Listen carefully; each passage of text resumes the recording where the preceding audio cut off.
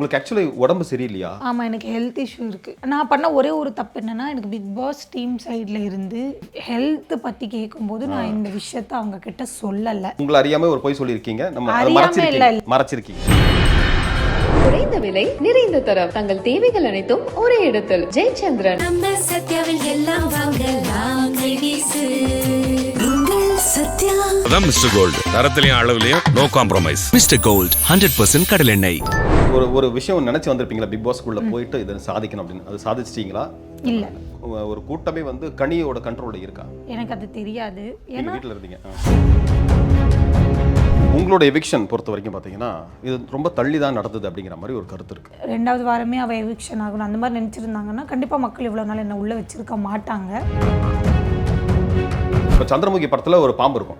அந்த பாம்பு எதுக்கு இருக்குன்னு தெரியாது, ஆனால் இருக்கும். ஆனால் கடைசி வரைக்கும் இருக்கும். எது பண்ணாலும் தப்பு சொல்றாங்க, புரிஞ்சுக்க முடியல. பார்வதி மாதிரி இருந்தால் இன்னும் இருக்கலாம். மேபி நான் ஒருவேளை பார்வதி மாதிரியோ கமருதீன் மாதிரியோ சத்தம் போட்டுக்கிட்டே இருந்தேன். ஆமா, கத்திக்கிட்டே இருந்து சும்மா சும்மா கத்திக்கிட்டே இருந்து அப்படி இப்படி இப்படி இப்படி பண்ணி ஏதாவது கண்டென்ட் எடுத்து கொடுத்துட்டே இருந்தா நான் ஃபைனல் வரைக்கும் இருந்திருப்பேன்னு எனக்கு தோணுது.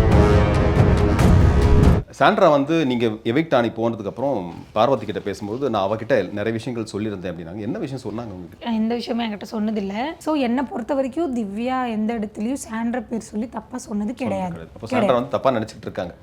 ஆமாம், சாண்ட்ராவும் பாரு நான் நாளைக்கு எவிக்ட் ஆகிறேன்னா இன்னைக்கு என்னை பற்றி ஏதோ பேசியிருந்தாங்க. ஸோ அது பார்த்து ஒரு மாதிரி இப்படியெல்லாம் பாருக்கும் கமருதனுக்கும் என்னதான் நடக்குது வீட்டுக்குள்ள? லவருக்கு கீழே ஃப்ரெண்டுக்கு மேலே அந்த மாதிரி அப்படிதான் சொன்னாங்க. சில விஷயங்கள் பார்க்கும்போது நீங்க வந்து ஏத்தி விட்ட மாதிரி இருந்தது. பாருக்கிட்டையும் சரி கமருதன்கிட்டையும் சரி. அரோரா முன்னாடி பார்வை பிடிக்கலன்னு சொல்றான், பார்வதி முன்னாடி பார்வை பிடிச்சிருக்கு அப்படின்னு சொல்றான். ஸோ எனக்கு அது தப்புன்னு தோணுச்சு. ப்ளஸ் நான் ஏற்றி எல்லாம் எந்த இடத்துலையும் அந்த மாதிரி பண்ணது கிடையாது.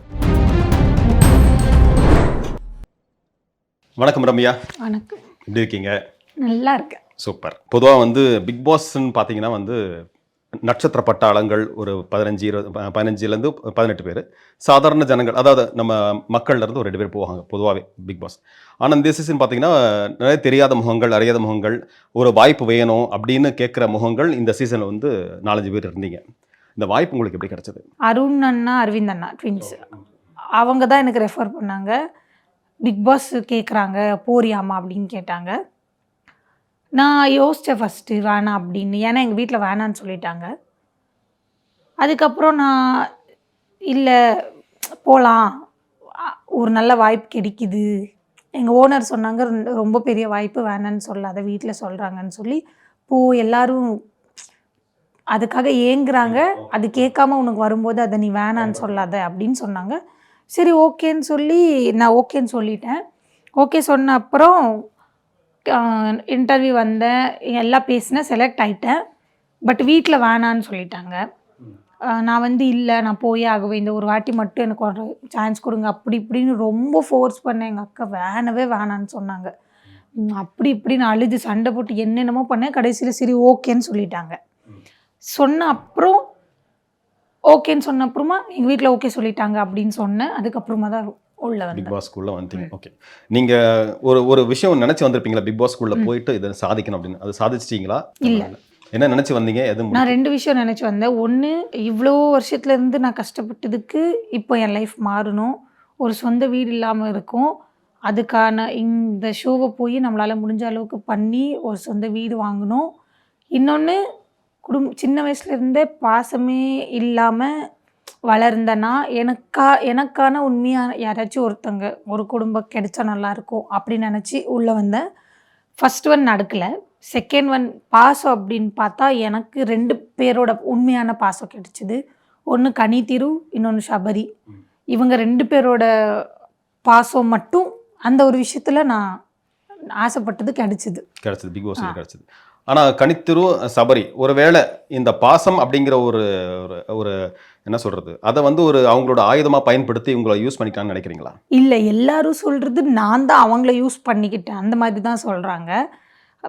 எந்த ஒரு இடத்துலையும் அவங்களும் என்ன யூஸ் பண்ணது கிடையாது, நானும் அவங்கள யூஸ் பண்ணது கிடையாது. இது வந்து அன்எக்ஸ்பெக்டடாக தான் எல்லாரும் பழகணும். ஒரு வீட்டில் இருக்கும்போது வந்தால் பேசணும், க்ளோஸ் ஆனோம், நமக்கு பிடிச்சது நான் அண்ணான்னு கூப்பிட்டேன், எனக்கு பிடிச்சது நான் அக்கான்னு கூப்பிட்டேன், அவங்களுக்கு பிடிச்சது அவங்க என்ன தங்கச்சின்னு கூப்பிட்டாங்க. ஸோ ஒரு அன்எக்ஸ்பெக்டடாக தான் ஒரு பாண்ட் க்ரியேட் ஆனது நமக்குள்ள. ஸோ அந்த பாண்ட் ரொம்ப நல்லா இருந்தது. அவங்களும் என்னை யூஸ் பண்ணது கிடையாது, நானும் எதுக்காகவும் அவங்கள யூஸ் பண்ணது கிடையாது. உங்களோட எவிக்ஷன் பொறுத்த வரைக்கும் பார்த்தீங்கன்னா இது ரொம்ப தள்ளி தான் நடந்தது அப்படிங்கிற மாதிரி ஒரு கருத்து இருக்கு. அதாவது உங்களோட பேர் வந்து வாரமே இருக்கும், ரம்யா தான் போகிறாங்க, ரம்யா எவிக்ட் ஆகிட்டாங்க. ஏன்னா அன்அஃபிஷியல் ஓட்டிங்கில் வந்து கீழே தான் இருக்காங்க. ஆனால் திடீர்னு பார்த்தீங்கன்னா சனிக்கிழமை கிட்ட ஷூட் ஆரம்பிக்கிறதுக்கு முன்னாடி பார்த்தீங்கன்னா ரம்யா வந்து கொஞ்சம் மேலே போயிடுவாங்க. அது கீழே பார்த்தீங்கன்னா பிரவீன் வந்திருப்பாரு, ஆர்எஸ் வேற யாராவது ஆதிரை வந்திருப்பாங்க. அந்த மாதிரி ஆகிட்டே இருந்துச்சு. இப்போ இந்த அந்த மாதிரி நான் இவ்வளோ சீக்கிரம் எவிக்ட் ஆகிறதுக்கு நான் தகுதியானவளா, இல்லை இத்தனை நாள் கழிச்சு நான் எவிக்ட் ஆனதுக்கு தகுதியானவன்னு நினைக்கிறீங்களா? என்னை பொறுத்த வரைக்கும் இந்த 10 வாரத்தில் ஒரு 4 டாஸ்க்கு நான் பண்ணாமல் விட்டுருக்கேன். நான் இல்லைன்னு சொல்லலை, என்னோடய எஃபெக்ட் போடாமல் நான் விட்டுருக்கேன். மற்றபடி என்னை பொறுத்த வரைக்கும் என்னால் எனக்கு தெரிஞ்ச டாஸ்க்லேயும் எனக்கு பிடிச்ச டாஸ்க்லேயும் என்னோடய எஃபெக்டை நான் கண்டிப்பாக முழுசாக போட்டிருக்கேன். ஒருவேளை எல்லாம் 2வது வாரமே அவள் எவிக்ஷன் ஆகணும் அந்த மாதிரி நினச்சிருந்தாங்கன்னா கண்டிப்பாக மக்கள் இவ்வளோ நாள் என்னை உள்ளே வச்சுருக்க மாட்டாங்க. ஸோ நீங்கள் சொன்ன மாதிரி சனிக்கிழமை நான் மேலே வராமல் மேபி கீழேயே இருந்து என்னை வெளில தள்ளியிருக்கலாம். இல்லை, நிறைய பேர் இப்போ எவிக்ட் ஆனவங்க கிட்டே கேட்கும் பொழுது யாருங்க நீங்கள் நல்ல டிசர்விங் கண்டஸ்டன்ட்டு, யாருங்க வெளியில் வந்திருக்கணும் அப்படின்னு அவங்க சொன்ன பேரில் உங்கள் பேர் ஒன்று இருந்தது, ரம்யா அரோரா பேர் இருந்தது. ஆமாம், ரம்யா அரோரா பேர் தான். அதுக்குள்ளே மற்றவங்களாம் வெயிட் பண்ணிட்டாங்க. அப்போது நான் வந்து நல்லா விளையாடினேன், ரம்யாவும் இவங்க வந்து விளையாடவே இல்லை. இன்னும் சில பேர் என்ன சொன்னாங்க, இப்போ சந்திரமுகி படத்தில் ஒரு பாம்பு இருக்கும், அந்த பாம்பு எதுக்கு இருக்குன்னு தெரியாது, ஆனால் இருக்கும், ஆனால் கடைசி வரைக்கும் இருக்கும் அப்படிங்கிற மாதிரி இந்த வீட்டில் வந்து ரம்யா வந்து எதுக்கு இருக்காங்கன்னு தெரில. ஆனால் அதுக்கப்புறம் ஒரு இப்போ கடைசியில் ஒரு 2-3 வாரம்லாம் வந்து நீங்கள் சூப்பராக விளையாடிங்க. அதுக்கப்புறம் தான் இந்த பேச்செல்லாம் வந்ததுக்கப்புறம் தான். அப்படி இருக்கும்போது நீங்கள் வந்து நம்ம சரியாக விளையாடல, இல்லை இன்னும் கொஞ்சம் விளையாடுறதா இன்னும் கொஞ்சம் சஸ்டெயின் பண்ணியிருப்போம்னு நினைக்கிறீங்களா? ஆமாம், நான் கண்டிப்பாக எனக்கு ஒன்று புரிஞ்சிக்க முடியல. எது பண்ணாலும் தப்பு சொல்கிறாங்க, இது பண்ணாதன்னு சொல்கிறாங்க, இது பண்ணுன்னு சொல்கிறாங்க, கேட்க வேணான்னு சொல்கிறாங்க, ஏன் கேட்கலன்னு கேட்குறாங்க, எதை பண்ணாலும் தப்பு சொல்கிறாங்க. ஸோ எனக்கு என்ன தோணுச்சுன்னா, நம்ம எது பண்ணாலும் தப்பு தான். கத்துனா தப்பு, கத்துலன்னா தப்பு, கேட்டால் தப்பு, கேட்கலன்னா தப்பு, பேசுனா தப்பு, பேசலன்னா தப்பு, சும்மா இருந்தால் தப்பு, சும்மா இல்லைன்னா தப்பு, எது எடுத்தாலும் தப்பு சொல்லிகிட்டே இருக்காங்களே, என்ன தான் பண்ணுறது அப்படின்னு எனக்குள்ள ஒரு ஃபீல் வந்தது. இப்போ எஃப்ஜே பொறுத்த வரைக்கும் பார்த்தீங்கன்னா முதல்ல வந்து ஆதிரை வச்சு ப்ளே பண்ணார். ஆதிரை கூட இருந்து ஒரு ப்ளே பண்ணி அவங்கள வெளியே அனுப்பிட்டார். அதுக்கப்புறம் பார்த்தீங்கன்னா இப்போ லேட்டஸ்ட்டாக வியானாவும் வெளியே வந்துட்டாங்க. நடுவில் பார்த்தீங்கன்னா ஒரு வாரம் வந்து உங்கள் கூட கொஞ்சம் க்ளோஸாக இருந்தார். அது வந்து என்னன்னா, இப்போ நான் பார்க்குறேன் எங்களுக்கு, இப்போ நீங்கள் வந்து அந்த மாதிரி நினச்சிருக்க மாட்டீங்க. இப்போ எங்களுக்கு பார்க்கும்போது என்ன, எஃப்ஜே வந்து ஆதிரை இருந்தாங்க, ஆதிரை போனதுக்கப்புறம் இப்போ பாரு ரம்யாஜோட க்ளோஸ் ஆகிட்டான் பாரு, இப்போ இந்த பொண்ணு கேமை ஸ்பாயில் பண்ண பாரு அப்படிங்கிற மாதிரி, இவங்களுக்குள்ளே ஏதாவது ப்ளே ஆக போதும் அப்படிங்கிற மாதிரி தோணுச்சு. உங்களுக்கு என்ன தோணுச்சா? உள்ள கிடையாது. எஃப்ஜே யார்கிட்ட எப்படி பழகுனான்னு எனக்கு தெரியாது. ஆனால் எனக்கு அவன் ஒரு நல்ல ஃப்ரெண்ட், அவ்வளோதான். மற்றபடி வேறு மாதிரி இது வரைக்கும் அவனும் பார்த்தது கிடையாது, நானும் அவனை பார்த்தது கிடையாது. நியூட்ரலான அவன் ஃப்ரெண்டு. லைக் அவன் ரொம்ப நல்லவனும் கிடையாது, ரொம்ப கெட்டவனும் கிடையாது. என்கிட்ட அவன் நியூட்ரலாக இருந்தான். ஓகே, அவரோட கேம் பிளே நீங்கள் எப்படி பார்க்குறீங்க? ஃபர்ஸ்ட் ஆதிரை அப்படி தனித்துவமாக இல்லாமல் ஒரு பொண்ணை வச்சு கார்டு வச்சு ப்ளே பண்ணுற மாதிரி இருக்கே, அது எப்படி பார்க்குறீங்க? அது அவனோட ஸ்ட்ராட்டஜியாக இருக்கலாம். இது நல்லா, இது பாசிட்டிவாக? இது இல்லை, நான் பாசிட்டிவ்னு சொல்லலை. இப்போ அவங்கவங்க என்ன வேணும்னு அவங்க தானே முடிவு பண்ணுவாங்க. அவனுக்கு என்ன வேணும்னு அவன் தான் முடிவு பண்ணுவான். ஒருவேளை அப்படி அவன் கேம் ஆடுறா அப்படின்னு இருந்தால் பொண்ணுங்க மேபி அவங்க உஷாராக இருக்கலாம். அவன் இப்படி ஆடுறான்னு அவங்க உஷாரா இருந்திருக்கணும் அப்படிங்கிறீங்க. உஷாரா இருந்தால் வியானா போயிருந்திருக்க மாட்டாங்க. மேபி நானே அவகிட்ட சொல்லியிருந்தேன் ஒரு வாட்டி, நீ வியானாவோட நீ வந்து எஃப்ஜேவோட சேர்ந்துட்டு இருக்கிறதுனால தான் உன்னோட கேம் தெரிய மாட்டேங்குது, வேணாம் அப்படின்னு நான் சொல்லியிருந்தேன் அவகிட்ட. பட் அவன் நிப்பாட்டலை. அகைன் அது இதாக இருந்தது. ஸோ ஓகே, வெளியே வந்துட்டு ஷோ பார்த்தீங்களா நீங்கள்? இல்லை, ஷோ டோட்டலாக நான் இன்னும் ஊருக்கே போகல. நான் எவிக்ட் ஆகிட்டு அப்படியே ரூம் எடுத்து அங்கேயே இருந்து, என் ஃபோன் மட்டும்தான் என்கிட்ட இருக்குது. என்னோடய சார்ஜர் எல்லாம் பெங்களூரில் இருக்குது. ஸோ இப்போதைக்கு இன்னும் நான் எதுவும் பார்க்கல. மற்றபடி கனியை வந்து நான் நடிக்காத பச்சையா மாதிரி அதை சொன்னதை அதை வேற மாதிரி ப்ரொஜெக்ட் பண்ணி. இல்லை, இப்போ அதுதான், இப்போ அங்கே ஸ்டேஜில் இருக்கும்போது இப்போ இவ்வளோ தூரம் கனி வந்து உங்களுக்கு பாசமாக இருந்தா அப்படின்னு சொல்றீங்க. ஸ்டேஜில் இருக்கும்போது நடிக்காத பச்சையா தெரியுதுன்னு சொல்றதுக்கான காரணம் என்ன? நான் எந்த அர்த்தத்தில் சொன்னேன்னா, நானும் கனி நல்லா இருக்கும்போது நான் கனிக்கிட்ட ஒரு வார்த்தை சொல்லியிருந்தேன். நான் எவிக்ட் ஆகிட்டு போகும்போது நீ எனக்காக அழுகணும், ஒருவேளை நீ அழுகலைன்னா நான் உனக்கு கிள்ளி விட்டு அழுக விட்டுருவேன்னு சொல்லியிருந்தேன் கனிக்கிட்ட. கனி சொன்னாங்க பார்த்துக்கலாம் அப்படின்னு சொல்லியிருந்தாங்க. நான் வரும்போது கனி அழுகலை. எல்லார் பற்றியும் ஒவ்வொருத்தங்களை பற்றி பேசும்போது அந்த இதில் ஸ்க்ரீனில் கனி ஃபேஸ் மட்டும் தெரியும் போது கனியோட கண்ணில் தண்ணி இருந்தது. நான் சொன்னேன் பச்சையாக நடிக்காத தெரியுதுன்னு. நான் இந்த அர்த்தத்தில் சொன்னேன். பட் அது வேற மாதிரி போயிருக்கு. அந்த வார்த்தை சொன்ன அப்புறம் நான் கனி கிட்ட சொன்னேன், கனி எனக்கு உன்னை ரொம்ப பிடிக்கும், நீ வெளியில் வா, நம்ம மீட் பண்ணலாம் அப்படின்னு சொன்னேன். கனி சொன்னாங்க, நீ எஃபெக்ட் போடலைன்னா கூட நான் அதுக்கு எஃபெக்ட் போடுவேன்னு சொன்னாங்க. ஒருவேளை நான் அந்த மாதிரி தப்பாக சொல்லியிருந்தா கனி என்கிட்ட அந்த வார்த்தை சொல்லியிருக்க மாட்டாங்க. இன்னொன்று, எனக்கு தமிழில் வந்து நிறைய வார்த்தை எப்படி பேசுறதுன்னு தெரியாது. ஒரு வார்த்தை நான் பேசிடுவேன், ஆனால் அதுக்கு அர்த்தம் அது தப்பாக இருக்கும். கனி என்னை உட்கார வச்சு சொல்லி கொடுப்பாங்க. இந்த மாதிரி இல்லை ரம்யா, இது தப்பு, நீ இப்படி சொல்கிறதுக்கு நீ இப்படி சொல்லு அப்படின்னு. நீங்கள் வெளில வந்திருப்போமா, கண்டிப்பாக கனிக்கிட்ட கேட்டு பாருங்கள். நான் எந்த அர்த்தத்தில் சொன்னேன் நான் உங்களுக்கு புரிஞ்சிருக்கும். பாருக்கும் கமருதனுக்கும் என்னதான் நடக்குது வீட்டுக்குள்ள? லவருக்கு கீழே, ஃப்ரெண்டுக்கு மேலே. அந்த மாதிரி அவங்க சொன்னாங்க. அவங்க சொன்னாங்களா? ஆமாம். சரி, சில விஷயங்கள் பார்க்கும்போது நீங்கள் வந்து ஏற்றி விட்ட மாதிரி இருந்தது.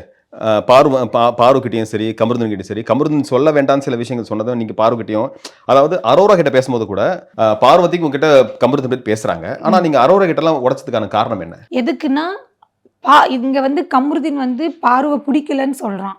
என் முன்னாடி திருப்பி பார்வை பிடிச்சிருக்குன்னு அரோரா முன்னாடி பார்வை பிடிக்கலன்னு சொல்கிறான். பார்வதி முன்னாடி பார்வை பிடிச்சிருக்கு அப்படின்னு சொல்கிறான். ஸோ எனக்கு அது தப்புன்னு தோணுச்சு. ஸோ நான் அரோரா கிட்ட சொன்னேன், நீங்கள் பண்ணுறது அவளுக்கு ஹர்ட் ஆகுது. ஸோ நீ பிடிக்கலன்னா அதை நீ டைரெக்டாக சொல்லிவிடு. அதை விட்டு நீ ஒரு ஹோப் கொடுக்காத அந்த பொண்ணுக்குன்னு. ஏன்னா பாரு வந்து ரொம்ப ஃபீல் பண்ணிட்டு இருந்தா.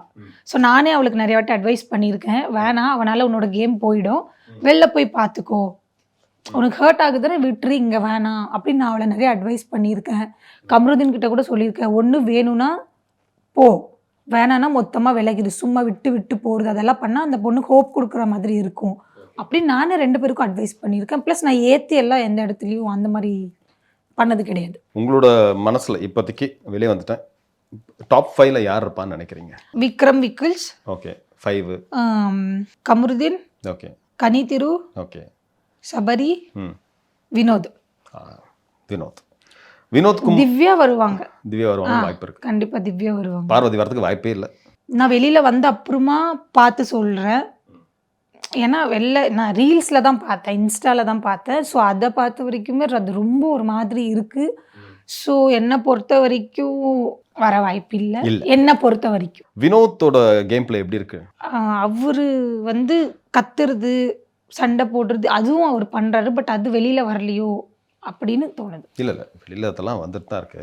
லைக் அதை வந்து எதுவும் இதுவாக வைக்க மாட்டேன்றாங்க அப்படின்னு தோணுது. இன்னொன்று உங்களை பற்றி ஒரு விமர்சனம் என்னன்னா, ஒரு முறை 2 முறை நினைக்கிறேன் நீங்கள் நடந்து வரும்போது டப்புன்னு விழுந்துட்டீங்க. உங்களுக்கு ஆக்சுவலி உடம்பு சரியில்லையா? ஆமாம், எனக்கு ஹெல்த் இஷ்யூ இருக்குது. எனக்கு வந்து மைக்ரேன் இருக்குது, சினரெஸ்ட் இருக்குது, ப்ளஸ் எனக்கு லோ பிபி இருந்தது வெளில இருக்கும்போது. நான் ரொம்ப அழுதனா எனக்கு மயக்கம் வரும், ரொம்ப டென்ஷன் ஆனேன்னா விக்கி விக்கி அழுதா நெஞ்சு வலி வரும். ஓகே. ஸோ எனக்கு ட்ரீட்மெண்ட் எடுத்துட்டு இருக்கீங்க? Health issue. ஆமாம், நான் எடுத்திருந்தேன், நிப்பாட்டிட்டேன் இப்போ கொஞ்சம். ஸோ இந்த மாதிரி இருக்கும்போது நான் பண்ண ஒரே ஒரு தப்பு என்னென்னா, எனக்கு பிக் பாஸ் டீம் சைடில் இருந்து உங்களுக்கு ஹெல்த்தை பற்றி கேட்கும்போது நான் இந்த விஷயத்த அவங்கக்கிட்ட சொல்லலை. இந்த மயக்க போட்டு விழுறதை பற்றி நான் அவங்கக்கிட்ட சொல்லலை. ஸோ அது என்னோட தப்பு அப்படின்னு வெளில வந்த அப்புறமா எனக்கு தோணுது. இல்லை ஒருவேளை சொல்லியிருந்தீங்கன்னா என்னை கண்டிப்பாக ரிஜெக்ட் பண்ணியிருப்பாங்க. எனக்கு வந்த ஒரு வாய்ப்பை நான் அவ்வளோ ஈஸியாக விடக்கூடாதுன்னு எனக்கு தோணுச்சு. அந்த இடத்துல நீங்கள் போய் சொன்ன மாதிரி, அதாவது ஆமாம், உங்களை அறியாமல் ஒரு போய் சொல்லியிருக்கீங்க, மறைச்சிருக்கேன். ஆமாம், நான் ஓப்பனாக சொல்கிறேன், எனக்கு என் லைஃப் மாறணும்னு நான் நினச்சேன், எனக்கு காசு வேணும்னு நான் நினச்சேன். இவ்வளோ பெரிய ஸ்டேஜ் வந்து தானாக எனக்கு வாய்ப்பு கிடைக்கும்போது அதை நான் எப்படி என்னோட ஒரே ஒரு ஹெல்த் இஷ்யூ வச்சு என்னால் அதை ரிஜெக்ட் பண்ணணும்னு தோணல. அதாவது நீங்கள் ஒரு டான்ஸர் அப்படிங்கிறதுனால சில கேள்வி, டான்ஸ் சம்மந்தமாகவே சில கேள்வி கேட்பேன். இது யாருக்கு பொருந்தும் அப்படிங்கன்னு நீங்கள் சொல்லணும். பொருந்தோன்னா அதான் இது இவங்களுக்கு தான் இந்த செட் ஆகும் அப்படிங்கிற மாதிரி. ஓகேவா? ஓவராக ஆடாத பார்வதி, ஓவராக ஆடாத. ஓவராக ரொம்ப ஆடுறாங்களா? என்ன பண்ணணும் அவங்க ஓவராக ஆடாமல் இருக்கிறதுக்கு? லைக் ரொம்ப எல்லாத்துக்கும் சின்ன சின்ன விஷயத்துக்கும் ரியாக்ட் பண்ணாமல். இப்போ நான் வெளில வந்த அப்புறமா பார்த்தா சாண்ட்ராவை வந்து லைக் ஏற்றி விடுற மாதிரி தோணுது. ஆமாம், இப்போ அது இதில் அந்த இன்டர் கொஸ்டின் ஒன்று சொல்கிறேன். சாண்ட்ரா வந்து நீங்கள் எவிக்ட் ஆனி போனதுக்கப்புறம் பார்வதி கிட்ட பேசும்போது நான் அவகிட்ட நிறைய விஷயங்கள் சொல்லியிருந்தேன் அப்படின்னாங்க. என்ன விஷயம் சொன்னாங்க உங்ககிட்ட? இல்லை அது எந்த பர்சனலாக அவங்க எந்த விஷயமே என்கிட்ட சொன்னதில்லை. பிரஜன்னா வெளில எவிக்ட் ஆகிட்டு வெளில போகும்போது திவ்யா வந்து துணி அடுக்கி கொடுக்குற அப்படின்னு கேட்டாங்க. ஸோ சாண்ட்ரா இல்லை எனக்கு தலைவலிக்குது, நான் அப்புறமா அடுக்கிக்கிறேன்னு சொல்லியிருக்காங்க. அப்போ நான் அங்கே தான் இருந்தேன். திவ்யா இன்னொரு வாட்டி கேட்டாங்க, அவங்க வேணான்னு சொல்லிட்டாங்க. நான் அந்த ரூமில் இருந்து அந்த ரூமுக்கு போயிட்டு வர்றதுக்குள்ளே அவங்க கத்திட்டு இருந்தாங்க. நான் என்ன ஆச்சுன்னு கேட்கும்போது என்கிட்ட சாண்ட்ரா சொன்னாங்க, சாண்ட்ராவும் திவ்யா 2 பேரும் ஒரே கபோர்டில் தான் துணி ஷேர் பண்ணி வச்சுப்பாங்க. ஸோ இவ வந்து துணி எடுக்க சொன்னாடி, நான் துணி எடுத்துட்டேன். ட்ரே காலி பண்ணி கொடுன்னு சொல்லிட்டா ட்ரே காலி பண்ணிட்டேன். இவ என்ன எதிர்பார்க்கறா, எப்போடா பிரஜன் போவா, எப்போடா சாண்ட்ரா இந்த துணி எடுத்து இங்கே வச்சுப்பா, எப்போடா எனக்கு தனி பெட்டு கிடைக்கும், தனி கபோர்டு கிடைக்கும்னு இவ வெயிட் பண்ணிட்டு இருந்தாளா, இவ அப்படிதான் இருக்கு அப்படின்னு சொல்லி அவங்க பேசினாங்க. அதுக்கப்புறமா ஒரு 2-3 விஷயம் நடந்தது. ஒரு டஸ்ட்பினில் கவர் மாற்றுற ஒரு விஷயம் நடந்தது. அப்போ அவங்க திவ்யா வந்து டிஸ்கஸ்டிங்காக இருக்குது சம்திங் ஒரு வார்த்தை சொன்னாங்க. அப்போது சாண்ட்ரா என்ன பார்த்தாங்க. நான் கேட்டேன், நீ மாற்றினியா அப்படின்னு கேட்டேன். இல்லை நான் மாற்றலை, ஆனால் எனக்கு யார் மாற்றினாங்கன்னு தெரியும் அப்படின்னா. அப்போ சொல்ல வேண்டியது தானே யார் மாற்றினாங்கன்னு சொல்லி அப்படின்னு சொன்னேன். அதுக்கு பாரு தான் மாற்றினாங்க அப்படின்னு சொன்னேன். ஸோ அவங்களுக்கு திவ்யா அப்படி சொல்லிட்டாங்க, ப்ரெசென்ட் போகணுன்னு வெயிட் பண்ணிட்டு இருந்தாங்கன்னு அவங்க மைண்டில் வந்துருச்சு. மேபி அவங்க சொல்கிறது அவங்களுக்கு அது இன்டெரக்டாக இருக்கிற மாதிரி இருக்கலாம். ஓகே. ஆனால் எந்த ஒரு இடத்துலையும் திவ்யா சாண்ட்ரா பேர் சொல்லி அவங்கள தப்பு சொல்லி நான் பார்த்தது கிடையாது. என்கிட்ட கூட அவங்க ஒரு வார்த்தை சொல்லியிருப்பாங்க, எதுக்கு சாண்ட்ரா என்கிட்ட பேச மாட்றா, அவள் ஓகேவா அவள் ஓகேவான்னு என்கிட்டயே நிறைய வாட்டி கேட்டிருக்காங்க. ஸோ என்னை பொறுத்த வரைக்கும் திவ்யா எந்த இடத்துலையும் சாண்ட்ரா பேர் சொல்லி தப்பாக சொன்னது கிடையாது. அப்போ சாண்ட்ரா வந்து தப்பா நினைச்சிட்டு இருக்காங்க. ஆமாம். இப்போ அவங்களுக்கு அவங்க மேலே ஒரு கோவம் இருக்குது. அவங்க எது பண்ணாலும் அவள் என்ன சொல்கிறாளோ அப்படின்ற ஒரு ஃபீல் அவங்களுக்குள்ளே இருக்குன்னு எனக்கு தோணுது. நீ ஆடினது போடும் கிளம்பி வா. எஃப்ஜே ஆடுனதெல்லாம் போதும் கிளம்பி வா. ம் கொஞ்சம் நஞ்சமா ஆடின அரோரா ஆடிய ஆட்டம் என்ன? சாண்ட்ரா ரொம்ப ஆட்டாங்களோ? மேபி அவங்க ஃபஸ்ட்டு வந்ததுலேருந்து ஒரு 5 வாரத்துக்கு அப்படி ஆடினதுனால தான் இப்போதைக்கு அப்படி இருக்காங்களோ அப்படின்னு தோணுது. இவங்க குரூப்பாக தான் ஆடுவாங்க. விக்ரம், சுபிக்ஷா, கனி, எஃப்ஜே, ஷபரி, அரோரா, ரம்யா. நான் அந்த குரூப்லேருந்து விலகி ஒரு 3 வாரம் ஆச்சு. ஓகே. இவங்கெல்லாம் கம்ருதீன், வினோத், அவங்க வேற பாரு, group. அவங்க வேறு குரூப். இது பெரிய குரூப் ஒன்று இருக்குல்ல, அதான் சொன்னேன். அதான் சொல்கிறேன். இந்த பெரிய குரூப் தான் இந்த சின்ன குரூப் ஒன்று ஆட்ட வைக்குதோ. அப்படின்னா அதாவது இந்த பெரிய குரூப் சேர்த்து நம்ம எல்லாம் வந்து சேர்ந்து இவங்களெல்லாம் ஒன்று ஒன்றா தூக்கிடுவோம். தூக்குனதுக்கப்புறம் நம்மளுக்குள்ளே விளையாடுவோம் அப்படிங்கிற மேபி மாதிரி. இருக்கலாம். எனக்கும் அது தோணி இருக்கு. ம். உங்களுக்கு பிடிச்ச ஒரு செட் ஆஃப் பீப்புள் டாப் 10 வரைக்கும் நம்ம வந்துடலாம். ஒவ்வொருத்தங்களாம் இவங்களை அமைச்சிட்டு நம்மளுக்குள்ள லாஸ்ட்டில் அடிச்சுக்கலாம். அந்த மாதிரி இருக்கலாம். ஆட்டுவித்தால் யார் ஒருவர் ஆடாதனை கண்ணா ஆ அப்படின்னா பொம்மை மாதிரி ஒருத்தர் பொம்மையாக இருப்பாங்க, ஆனால் அவங்க ஆட்டுறது வேற ஒருத்தராக இருப்பாங்க. விக்ரம் விக்கல்ஸ் ஆட்டுறாரு. ம். யார் ஆடுறா? நிறைய பேர் ஆடுறாங்க. கனி, அரோரா, சபரி, எஃப்ஜே, சுபிக்ஷா. நாங்களாம் தலைமை தாங்கிறது கனி நினச்சிட்டு இருந்தோம், பார்த்தா விக்கல்ஸா. உள்ள இருந்து நான் பார்த்த வரைக்கும் கனி கிடையாது, விக்ரம் கீழே தான் இத்தனை பேர் இருக்காங்க அப்படின்னு எனக்கு தோணுது. அவரு ரொம்ப பயங்கரமாக கேம் விளையாடுறாரோ? ஆமாம், அப்படிதான் தோணுது. எப்படின்னா அவங்களே சொல்லியிருந்தாங்க ஒரு விஷயம், நீ குத்திட்டியா என்ன, நீ குத்திட்டியா வியானாவை சொல்லியிருந்தாங்க, நீ குத்திட்டியா என்ன, நீ குத்திட்டியா என்ன, ஏன் இவ்வளோ பேர் இருக்காங்களே லாஸ்ட்டில் நம்ம யார் வேறு வழியே இல்லைன்னு என்ன குத்திருந்தா பரவாயில்ல. ஸோ அவரை பொறுத்த வரைக்கும் ஒரு குரூப்பிசம் இருக்கணும். ஃபஸ்ட்டு அவங்கள பிடிக்காத எல்லாரையும் அமுச்சிடணும், அதுக்கப்புறமா அவங்களுக்குள்ளேயே அடிச்சுக்கிட்டு யார் வேணாலும் கப் எடுத்துக்கலாம். அந்த மாதிரி ஆடாதட மணிதா ரொம்ப ஆடிப்பட்டு அடங்கிடுவேன் மணிதா. ரொம்ப ஆடாத இப்போ உள்ளே இருக்கிற ஆமாம். கம்ருதீன் எதனால்? அவன் அவ்வளோ பண்ணியும் இன்னும் மக்கள் அவனை உள்ளே வச்சுருக்காங்க. இன்னும் இப்படியே அதை கண்டினியூ பண்ணானா கண்டிப்பாக அவன் வெளியில் வந்துடுவான். ஓகே. என்னைக்காவது நினச்சிருக்கீங்களா வாரம் வந்து விஜய் சார் வந்து ரோஸ் பண்ணும்போது இவனுக்கு எல்லோ கார்டு கொடுப்பாங்க, ரெட் கார்டு கொடுப்பாங்க? நான் என்னைக்கு நினச்சது கிடையாது. யோசிச்சு அந்த ஒரு பிராங்க் பண்ணாங்க இல்லையா, அப்போ மட்டும் மேபி ரெட் கார்டு கொடுத்து அமுச்சு விடுவாங்க அப்படின்னு யாரும் சொல்லிட்டு இருந்தாங்க. ஆமாம் கொடுக்கலாம் அப்படின்னு அடிச்சதுனால. ஆமாம். ஆடலுடன் பாடலை கேட்டு ரசிப்பதிலே சுகம். இவங்க இருந்தால் சூப்பராக இருக்கும்பா. இவங்க இருந்தால் இந்த வீட்டில் இவங்க இருந்தால் நல்லா இருக்கும், பார்த்துக்கிட்டே இருக்கலாம், ரசிக்கலாம். கானா, வினோத், ம், சபரி, கனி, திவ்யா, இவங்களாம் இருந்தா 4 பேர் இருந்தால் நல்லா இருக்கும். இந்த வாரம் நீங்கள் இல்லை, இந்த வாரம் பர்டிகுலராக இந்த வாரம் நீங்கள் இல்லை அப்படின்னு ஏதாவது வருத்தம் எதனா இருக்கா? ஏன்னு நான் சொல்கிறேன், இந்த வாரம் வந்து டான்ஸ் மேரத்தான் நடக்க போகுது. ஏன்னா வருத்தம் இருக்கா? இல்லை. ஏன்னா ஒவ்வொரு துறையிலும் ஒருத்தர் இருப்பாங்க, ஒரு டான்ஸர் அந்த மாதிரி. ஏன்னா இந்த டான்ஸ் மேரத்தான் பொறுத்த வரைக்கும் ஒரு நடன கலைஞராக நீங்கள் இருக்கும்போது இருந்தால் இன்னும் சூப்பராக இருந்திருக்குமே. இல்லை வருத்தம் இல்லை. ஏன்னா அங்கே உள்ளே இருக்கிற எல்லாரும் என்னை விட பெட்டரான நல்ல பிளேயர்ஸ். So I deserved. இந்த வாரம் நான் எவிக்ஷன் ஆகுறதுக்கு நான் டிசர்வ்டுன்னு எனக்கு தோணுது. என்னை விட உள்ளே இருக்கிறவங்கள என்னை விட நல்ல பிளேயர்ஸ். ஸோ நான் டிசர்வ்டு தான். ஏன்னா போன வாரமே நீங்கள் ரொம்ப டிப்ரெஸ் ஆகி நான் வெளியே வரைக்கும் போகிறேன் அப்படின்னு சொன்னீங்க. ஒருவேளை அந்த ஒரு அதனால அனுப்பியிருப்பாங்களா வெளியில் அப்படின்னு நினைக்கிறீங்களா? தெரியாது எனக்கு எதனால நான் வெளியில் வந்தேன்னு சொல்லி. ஒருவேளை நான் நல்லா ஆடாமல் இருந்திருந்தா இப்போது வர்ற ரம்யா எப்போவோ வெளியில் வந்திருப்பேன். பட் இவ்வளோ தூரம் நான் வந்திருக்கேன்னா நான் ஆடாமல் எல்லாம் சும்மா ஓட்டு போட்டு யாரும் என்னை இவ்வளோ காப்பாற்றிட மாட்டாங்க. ஸோ என்னை பொறுத்த வரைக்கும் நான் விஜய் சேதுபதி சார் அப்படி நடந்துக்குனதுனால நான் வெளில வந்துட்டேன்னு எனக்கு தோணுது. ஓகே, அவரை எதிர்த்து பேசுறதுனால. ஆமாம், ஒரு ஹோஸ்ட்டுன்னு கூட பார்க்காம அப்படி பேசி அவ்வளோ பெரிய ஸ்டேஜ் வந்து நானாக போகிறேன், எவ்வளோ பேரோ அதுக்குள்ளே வரணும்னு விரும்பும்போது நான் வெளில போகிறேன் அப்படின்னு நானாக வார்த்தை விட்டதுனால நான் வெளில வந்தேன்னு தோணுது. பொதுவாக இப்போது இந்த 2 சீசன் பொறுத்த வரைக்குமே குறிப்பாக சொன்னால் இந்த சீசன் பொறுத்த வரைக்கும் பார்த்தீங்கன்னா ஹோஸ்ட்டுக்கு மரியாதை இல்லை, பிக் பாஸ்க்கு மரியாதை இல்லை அப்படிங்கிற மாதிரி ஒரு பரவலாக ஒரு பேச்சு இருக்குது. அதாவது டேக் இட் ஃபார் கிராண்டட் அப்படிங்கிற மாதிரி. அவர் ரொம்ப நம்ம ஃப்ரெண்டு தானப்பா விஜய் சார் அப்புறம் பார்த்துக்கலாம் அப்படிங்கிற மாதிரி இருந்தது. ஒருவேளை இது கமல் சார் தொகுத்து வழங்கியிருந்தா இதே மாதிரி யாராவது பேசியிருந்திருப்பாங்களா, இல்லை நீங்கள் இந்த மாதிரி கோவப்பட்டு பேசியிருந்திருப்பீங்களா? நான் கோவப்பட்டு பேசல, நான் வருத்தத்தில் தான் பேசினேன். அந்த இடத்துல வேற எந்த ஒரு ஹோஸ்ட் இருந்தாலும் நான் கண்டிப்பாக நான் அப்படி தான் பேசியிருப்பேன். ஏன்னா என்னோட வலி அப்படி இருந்தது. அவர் விஜய் சேதுபதி சார், கமல் சார்னா ரொம்ப ரெஸ்பெக்ட், விஜய் சேதுபதி சார்னா ரெஸ்பெக்ட் இல்லை, அந்த மாதிரி கிடையாது. எனக்கு எல்லாருமே ஒரு ரெஸ்பெக்ட் தான். ஏன்னா அவர் அவ்வளோ பெரிய இடத்துல இருந்து பேசும்போது நான் மரியாதை கொடுக்குறேன்.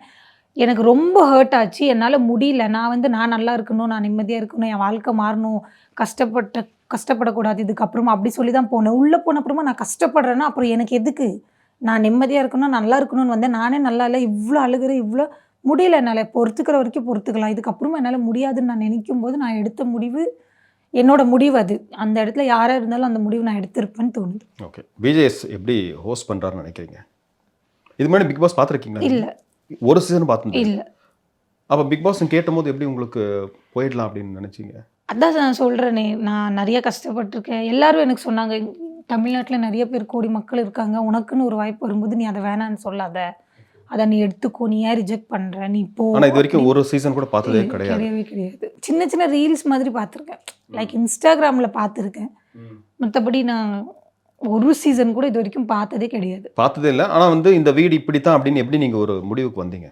இந்த வீடுனா இப்படி தான் இருக்கும் அப்படின்னு. ஃபஸ்ட்டு நான் வெளியில் இருந்து நான் உள்ளே போகிறதுக்கு முன்னாடி எல்லோரும் வந்து சண்டை தான் ஃபுல்லாக சண்டையாக இருக்கும், ஒரே சண்டையாக இருக்கும், கத்தணும், சண்டை போடணும், அப்படி தான் அப்படி இருந்தால் தான் சொல்லி கொடுத்தாங்களா? நிறைய பேர் சொன்னாங்க அப்படி இருந்தால் தான் உள்ளே இருக்கணும்னு.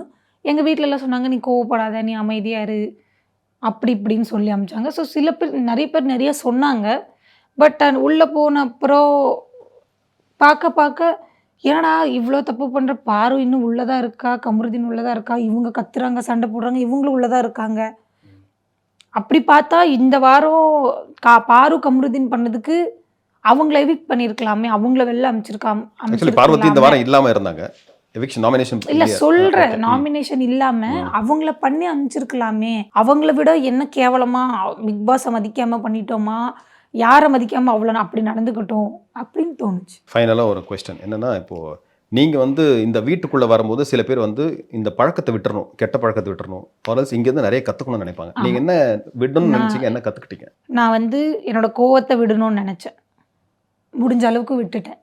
கெட்ட வார்த்தை விடணும்னு நினச்சேன், எல்லா கெட்ட வார்த்தையும் நான் விட்டுட்டேன். லாஸ்ட் வீக் மட்டும் ரொம்ப ஸ்ட்ரெஸ் ஆனப்போ நான் கெட்ட வார்த்தை. ஆனால் எங்கேயாவது ஒரு இடத்துல தோணுச்சா, கேமராலாம் பார்த்துட்டு இருக்கு, இப்போ ஒரு கெட்ட வார்த்தை பேசுகிறோமே அப்படிங்கிற சின்ன வார்த்தை? இப்போ 70 கலை மேலே ஒரு குற்றச்சாட்டு இருந்தது, கலை வந்து டப்புன்னு பேசுறாரு, கெட்ட வார்த்தை பேசுறாரு. நான் சாதாரணமாகவே பயங்கரமான பேட் வேர்ட்ஸ் யூஸ் பண்ணி தான் பேசுவேன். ஏன்னா நான் இருக்கிற ஃபீல்டு அப்படி, என்னோட வாய் வச்சு தான் என்னை ப்ரொடெக்ட் பண்ணிக்க முடியும். நான் ஒரு நாளைக்கு ஒரு ஊருக்கு போகிறேன்னா அங்கே 2000 பசங்களை நான் பார்ப்பேன், போவேன், வருவேன். என்னை நான் எப்படி ப்ரொடெக்ட் பண்ணிக்கணும்னு எனக்கு தெரியும். என்னோடய வாயை வச்சு தான், என் கோவத்தை வச்சு தான் நான் ப்ரொடெக்ட் பண்ணிப்பேன். ஆனால் உள்ளே போன அப்புறம் நீங்கள் பார்த்துருப்பீங்க, வாரத்துலேருந்து 9வது வாரம் எண்டு வரைக்கும் நான் ஒரு கெட்ட வார்த்தை கூட பேசாமல் நான் அங்கே இருந்தேன். அப்போ நான் அவ்வளோ நாள் கண்ட்ரோல் பண்ண ரம்யாவுக்கு அந்த ஒரு நாள் கண்ட்ரோல் பண்ண தெரியாதா? முடியல என்னால். நாங்களும் பார்த்தோம் ஒரு வீடியோ, சில டான்ஸ் வீடியோலாம் பார்த்தா நீங்கள் சில பேர் திட்டுறது, சில சைகை காட்டுறதுலாம் பார்த்தோம். ரொம்ப ஸ்ட்ரெஸ் ஆகிட்டேன், என்னால் சுத்தமாக முடியல அந்த இடத்துல. ஸோ நான் ரியாக்ட் பண்ணேன். என்னை பொறுத்த வரைக்கும் நான் கெட்ட வார்த்தை பேசுறது கண்ட்ரோல் பண்ணேன், என் கோவத்தை கண்ட்ரோல் பண்ணேன். நான் பிக் பாஸ் வீட்டுக்குள்ளே போய் நான் எதுவும் எழுக்கலை, ஒரு கன்ஃபியூஷனாக இருந்தேன், என்ன பண்ணணும் ஏது பண்ணணும் அப்படின்னு.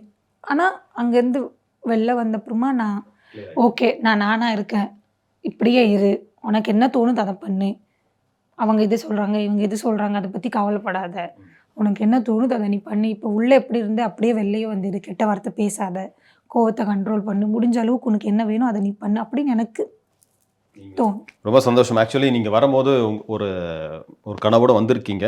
நிறைய பேரோட கனவு பிக் பாஸ்க்குள்ளே வரணும்னு, அந்த பிக் பாஸ்க்குள்ளேயும் வந்தாச்சு. அதில் வந்து புகழ் ஒரு பக்கம் இருந்தாலும் பணம் சம்பாதிக்கிறோம், வீடு கட்டணும் அப்படின்னு. கூடிய சீக்கிரம் பிக் பாஸ்லேருந்து அடுத்த லெவல் போகும்போது வந்தாலே நிறைய பேர் வந்து ஏதாவது வாய்ப்புகள் கண்டிப்பாக வரும். நீங்கள் ஏன்னா இப்போ பிக் பாஸ் போயிட்டு நீங்கள் சினிமா துறையோ இல்லை சின்னத்திரை துறையோ ஏதோ ஒன்று வரணும், நீங்கள் பெரிய பெரிய வீடு கட்டணும். அதுக்கு எங்களோட வாழ்த்துக்கள். நன்றி. ரொம்ப நன்றி. தேங்க்யூ.